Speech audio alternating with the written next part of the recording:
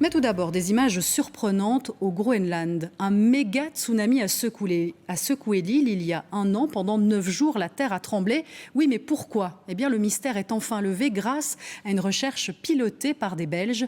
Un morceau de montagne s'était détaché et a provoqué des événements en cascade. Vincent Hufti, Sacha Vinagre et Johan Montet.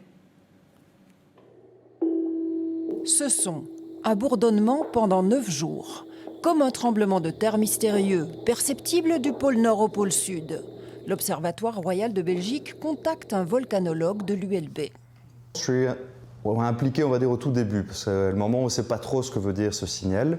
Et donc il y a plusieurs origines qui sont émises. On parle notamment d'une possibilité que ce soit un signal volcanique. Et comme moi je suis sur les volcans, c'est plutôt à ce moment-là que je vais intervenir, et donc dans l'analyse vraiment préliminaire. Alors qu'après, ça va sortir de mon champ d'études, on va dire. En remontant le fil, les scientifiques trouvent l'origine du signal, ce glacier au Groenland. Mais que s'est-il passé ?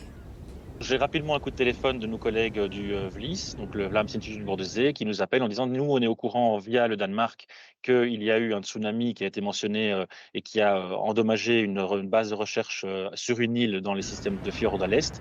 On a trouvé la source de ce tsunami. Visiblement, c'est un glissement de terrain assez important. L'imagerie est en cours d'acquisition et l'armée danoise n'est pas très loin et va aller faire des images. 25 millions de mètres cubes de montagne sont tombés dans le fjord. À côté de ce monstre-là, cette autre chute de 2019, c'est un poids plume.